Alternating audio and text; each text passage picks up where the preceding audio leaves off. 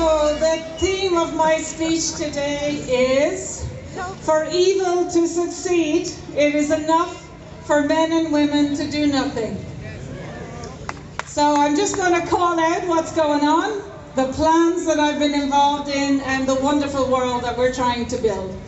But first of all, I would like to say that maybe we should just reflect and thank our police force and the army in Ireland, because I have got messages since my speech in Cork that a lot of the police and the army are very unhappy with what they are being required to do. So just we want to thank you.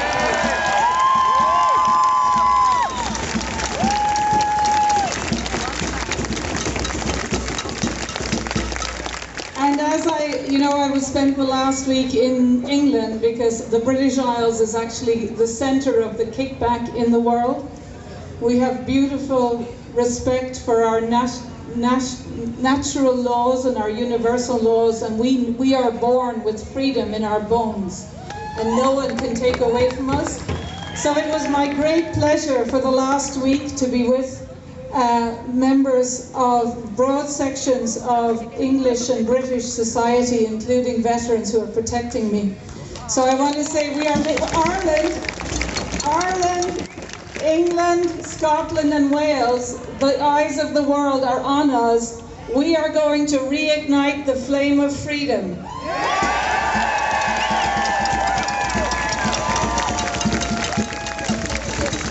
So if you want to repeat anything, what I was thinking from my speech, it came up in a lot of meetings, is enough is enough now, okay? Enough is enough now, okay?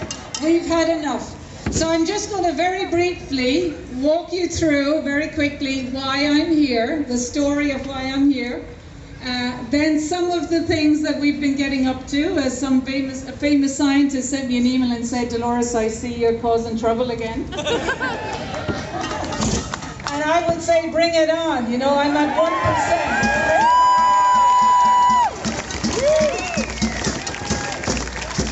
I was very happy to be in Germany, where some of the very senior military people in Europe, because of the death threats that we've been getting, not just me, but I'll talk briefly about the court case where the people have been involved, for example, in the mass, their families have been threatened, as have I, one of the doctors who lost his job in Copenhagen collapsed because of the pressure of the additional death threats in Copenhagen.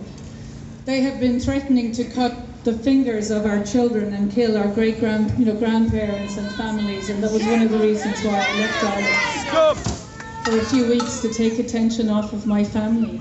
But the military, have been trying to protect us, so there are good people in the military and they're connecting with people around the world to protect us. So obviously I'm not going to get protection because I'm not going to live in fear. I just want you to know that there are a lot of good people around the world in the police, and if you saw, there was a policeman in New South Wales in Australia who basically wrote a fabulous letter, because really there are multiple elements that continue the lockdown, and if the doctors did not continue to write COVID-19 on death certs for people that didn't do it, and police, as I saw, because I enter Ireland circuitously these days, because I have never filled a passenger locator form, because if you do, you're actually giving up your rights. I have never worn a mask, even at gunpoint in Frankfurt, Hauptbahnhof. But if the military and the security and the United Nations, infiltration of the police force, as we see in Trafalgar Square, where they are actually beating, elderly people and peaceful protesters, that if the police and the military and the doctors do not play along with this farce, then it cannot happen. So basically, enough is enough now, right? For evil to succeed, it is enough that good men and women do nothing. So just very briefly, I hope this message goes around the world. It's like a 5-minute tour of where we are, how I knew it was wrong in the first SARS, why I'm here as a mother, what we are doing in the World Doctors Alliance, the World Freedom Alliance, and the future that we're trying to build. And I'd say what we want to do actually is that as of now, you are paying your taxes for the state to infringe all of our rights, and we are paying their salaries. If politicians and civil servants in Ireland and around the world collude in unnecessary harm and death, that is actually the crime of genocide. And we could actually have a referendum that all of them would, in their clause as civil servants and policemen, no longer have rights to actually be employed in the Irish state or get their salaries. And we need to... speeches and in my interviews I am saying I am now calling for peaceful civil disobedience of every Irish person. So enough is enough now. For evil to succeed, it is enough for men and women to do nothing. And even if we are 1% of the population, you are the leaders. Enough is enough now. So very quickly, how did we know this was wrong? So in SARS-CoV-2, or SARS, the original SARS, the WHO website, if you look at it, it says there's a mortality rate of 10% for SARS 17 years ago. Anyone would think of 100 people, 10 people might die, right? 10% mortality rate. But the magic trick, how it worked, they did the exact same thing, SARS-CoV-2. They just tested 8,000 people in the whole world, and 774 of them were positive. And 17 years later, they said the mortality rate is 10%. But as Nobel Prize winner Michael Levitt said, you have to compare the people who die with all of the population of the world, because everybody gets these viruses. Okay, very simply, so that every Prime Minister, if they get elected and they're going to do these lockdowns which cause huge harm, they just have to look at the pandemic declaration. All of you can search from it, the 11th of March 2020, how many people died. But back in SARS, the chance of dying was 774 people out of a population of 700 million people. 7 billion people, sorry, 7,000 million people. So your chance of dying was 1 in 8 million. But still the World Health Organization call it a mortality rate of 10%. And that's how the magic trick works. It's very simple. So in Ireland, sadly, 1 person died back in 2003 from SARS. And that's how the pandemic scam works, okay? They have huge fears for these viruses. They select a small number of people, determine some, a relatively large proportion. So in March, they were saying the mortality rate for SARS-2 was 6% or 3% to scare everybody. But when they announced the pandemic, every year about 500,000 people die in the world. And so what every Prime Minister, so Leo Varadkar and Boris Johnson, should have asked them, you want to lock down the world, you want to declare a pandemic? How many people have died? So coronaviruses are seasonal. They only cause illness and symptoms between December and April. And they declared the pandemic on the 11th of March 2020. So for 4 months, in all of the world, they had tested 114 countries. Normally 500,000 people die every year. 4,000 people died, 1%. 1%. So you would have think if you're going to declare a pandemic, it was more than every other year. So you would expect 500,000 or double. But it was a fraction within the margin of error. So the very fundamental question is, from day one, there was no need to declare a pandemic. And so then we have to ask, what the hell is going on? What the hell is going on, right? So there was no need from day one to call a pandemic. So then you have to take off the glasses of this virus and COVID-19 and look at what is actually going on. They are confining us to our homes. They are decimating small businesses. They are closing down small restaurants and hotels and the travel industry and the tourist industry. For a virus that causes a fraction, there are treatments that are 100% effective, vitamins D, C and zinc. So this whole scam, take off the glasses, stop talking about viruses and PCR tests and cases, and look, the police are confining us to our homes. This is tyranny. They are telling us we cannot move within 5 kilometers. They are saying that you have to get tested to decide whether you can take a flight. I was in Birmingham Airport yesterday evening. It was totally empty, like a ghost town. There was 2 flights out on a Friday evening. What is actually going on is they are trying to get you used to your rights and freedoms being taken away so that your children think it's normal. So enough is enough. We are not having it, and for evil to succeed, it is enough for men and women to do nothing. So we are doing something. And why I am not afraid is their whole lockdown only works if the journalists and the photographers and the people who are getting huge salaries on news talk, like Pat Kenny, we have to call it out, like Miriam O'Callaghan, like Brian Tuberty, like Anya Lawler, I've forgotten, Claire Byrne, right?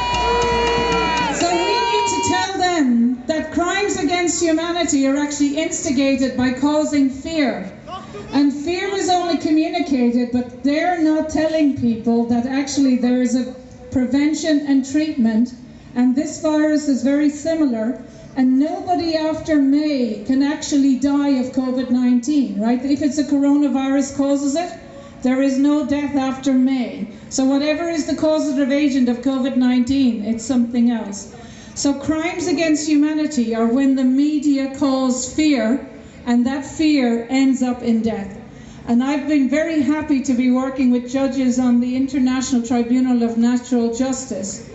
And we are actually, this year in 2020, taking cases against all of the perpetrators of this crime, including every Prime Minister.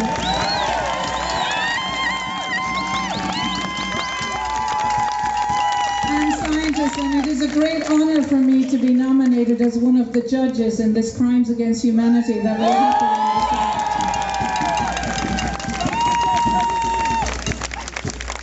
So what we are doing then is uniting doctors and scientists around the world, and we formed in the summer with Dr. Mohammed Adil, one of the first doctors who got fired with an unblemished career after 30 years. He had a video discussing accurately 4 papers on hydroxychloroquine. He got a tap in the shoulder by an administrator to say, "You're fired." And just with notice of 5 days, the medical organization took away his license to practice. So Dr. Mohammed Adil set up the World Doctors Alliance, and with Dr. Sack Cox and myself, I'm very happy to be president of the World Doctors Alliance.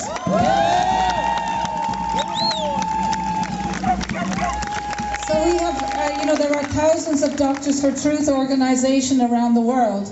And because this is really an issue, every doctor that does not give you a cert to say you are exempt if you have the conditions, they are part of the problem, right? For evil to succeed, it is enough for doctors to not give you a medical exemption, okay? They are individually part of the problem. So of course these doctors know that what's going on is wrong, and they are on the right side of history. It might be that we get death threats and that our families are threatened, or that we have no income, but eventually these doctors are standing up. So part of the next solution is that we founded now the World Freedom Alliance, and with Dr. Heiko Schöning in Germany, we have to shout out, and Monica Hillebrod in Sweden is chair, Heiko is vice chair. We have 45 countries around the world, and I'm again president, very honored to be elected president.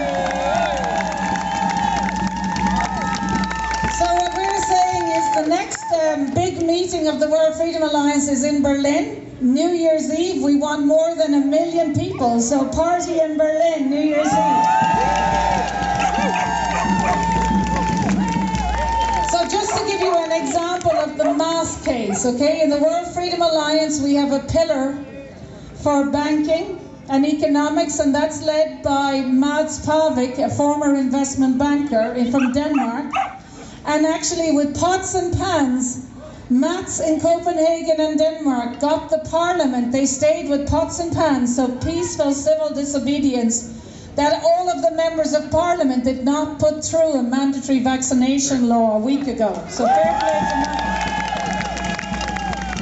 So that is an example of peaceful civil disobedience. So if you have pots and pans, we could maybe, visit people like those on the science advisory committees or various ministers. I am not advocating violence, but enough is enough.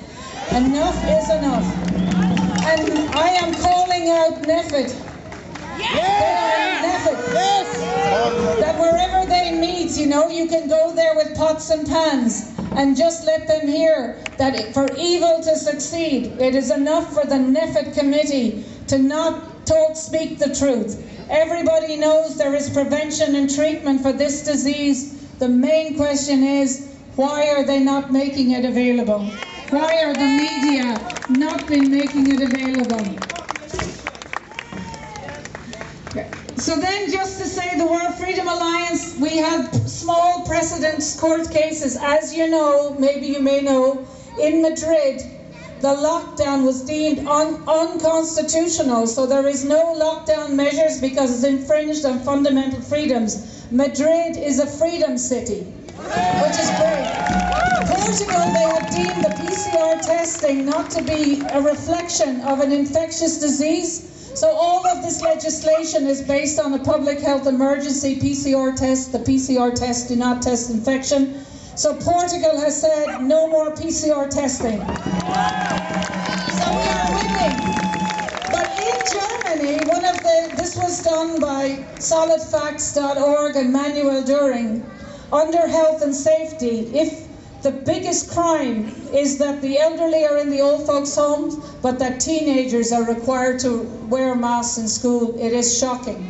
It is a crime against that generation. So Manuel Düring took a precedence case that there is health and safety law for masks, that after 2 hours you should be told, and he proved that masks cause permanent brain damage. So if you're a parent and your children are in school, after 2 hours, so if they are required to wear them for 40 hours, you are causing your children significant harm. And he did a court case that just is applicable in Dusseldorf, but because we won that case, it has implications for every teacher and every principal and every employer across the world and in Ireland. That we won that court case, and we used a PR campaign. And the statement that was 2 pages got 13 million downloads in 6 hours and 1,100 million views in 5 days. So unfortunately, that company has been destroyed and the bank accounts have been shut down and the web pages have disappeared and the people involved have had death threats, including to their families, and are now on the run out of Germany. Okay, so obviously we are having huge pushback, and that's why we're getting death threats. But I did an interview in America the day after, and I said, that means 1 in 6 of the world population is looking at us now. So one way to push back, of course, is to sue people that force you to wear masks, right? But they're insurance companies, okay? Because, for example, there are airlines that require you to wear masks, which means they are causing permanent brain damage to people who fly, including teenagers and children.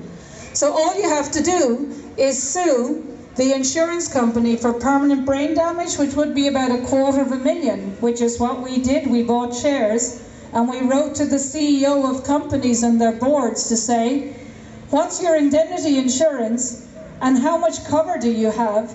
Because if you're flying, 10,000 people every day, and for every €200 ticket, you've got $250,000 liability, you don't have enough insurance. So therefore, you can't fly because you're trading fraudulently, and the CEO needs to make the shareholders available. And the companies, the globalist airlines like Qantas, or SAS or KLM that are requiring vaccines, they are now liable for the adverse events of those vaccines multi-generationally, right? Because the vaccines with RNA will have huge, issues. So that means that actually all of the airlines in the world are now bankrupt, right? Because they actually are trading fraudulently because they are amounting. And that means that the airlines of the world that are perpetuating the lockdown, that were requiring these PCR tests, they are now going into Chapter 11, like Norwegian Airlines. So I put out a call for any owners of airlines in the world, if they wanted to join with me to develop a new brand of airline that would push back on governments to say, if you go on this airline, we are not doing any PCR testing, we are not doing any vaccines. And of course, now that we have the World Freedom Alliance, so we have all of the doctors and scientists in a pillar, we have all the lawyers in the world and with us, like Robert Kennedy's lawyers, Mary Holland, Reiner Fulmick, Rocco Gelati, all of the people in the world, and some of the multi-millionaires who are funding it, and billionaires who are fighting for freedom behind the scenes, that I am saying that this Freedom Airways will have the lawyers of the world with us, so that if a government says, no, no, no, you have to have a PCR test, you have to have a vaccine, the airline will push back against, for example, the Irish government and say, wait a minute, don't we have inalienable rights of freedom to travel? Doesn't our preamble of the Constitution recognise our inalienable rights? And part of freedom of speech is freedom to travel. Part of freedom of speech is freedom to assemble. But it is enshrined in our Constitution as well. And didn't we have a referendum in Ireland that we could travel? And don't we have a common travel area with the United Kingdom? So you could have, have the first flight and then say to the individual prime ministers or ministers for transport that if you are doing something that's unlawful and constitutional, we will win, but we can sue you individually under malfeasance and malfeasance in public office, because if you are bringing in acts that are actually unconstitutional, that individual minister and prime minister and president who have signed that in Ireland can personally be sued under malfeasance for the loss of income for all of the people that couldn't fly. So after that interview, 2 owners of airlines around the world have contacted me, and we are now branding Freedom Airways around the world.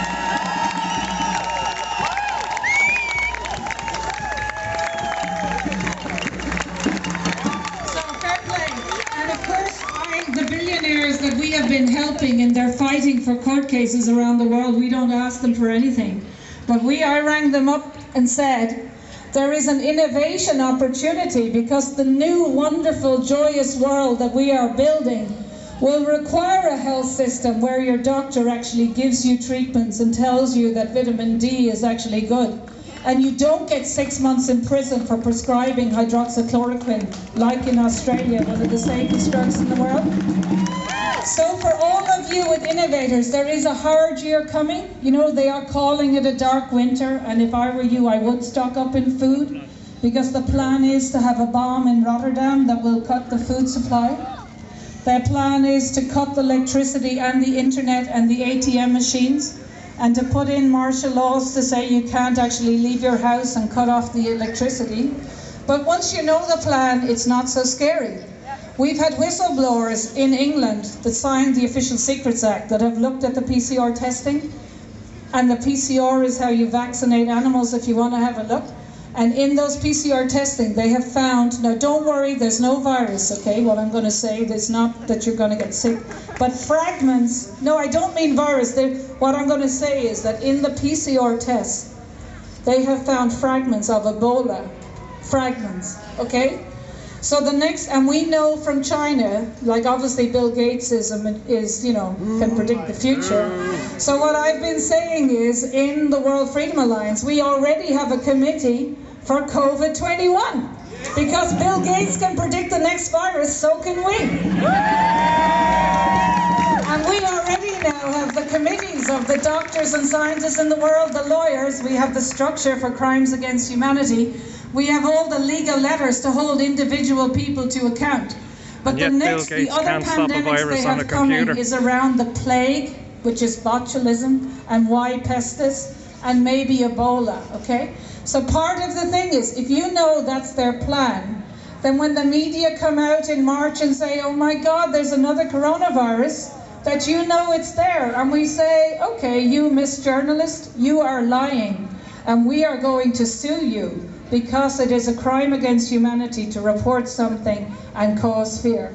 Okay, so just to say, we are doing this Freedom Airlines. We are ready for their next so-called pandemics, and we are now in 2020 making this Crimes Against Humanity tribunal, and we were writing it to every president and every prime minister, because every day in Ireland of the lockdown, on average, you are losing 13,000 years of life. So everybody in Ireland alive now, because of the lockdown, is losing 1 day of life.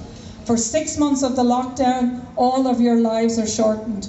These politicians should do a harm-benefit analysis. Every day they are continuing the lockdown. Every day the doctors are continuing calling COVID-19 for people which have other causes of death.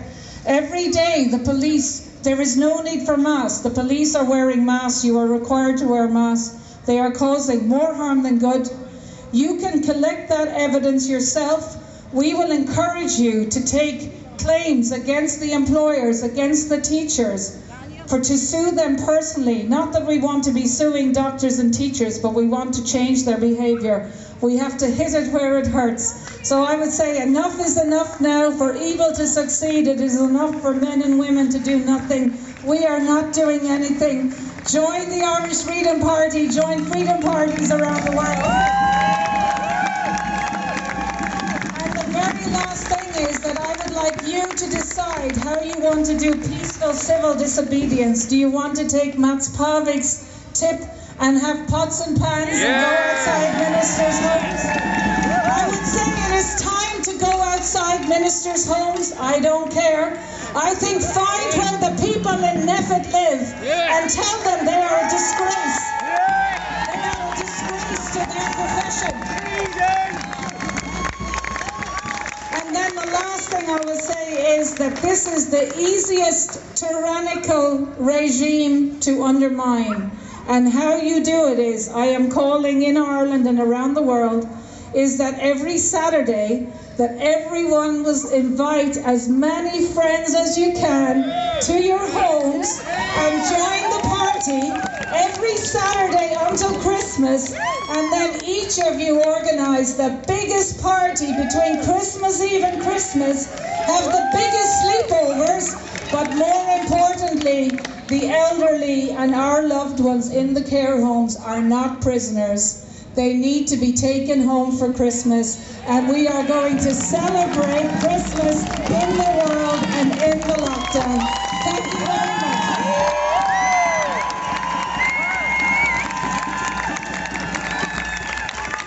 Thank you everyone for your support.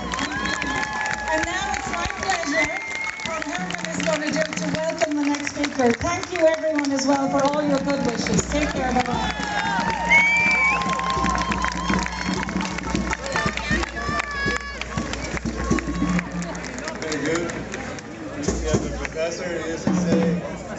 When someone comes up and they're clapping to start, it's an act of faith. The clap in the middle.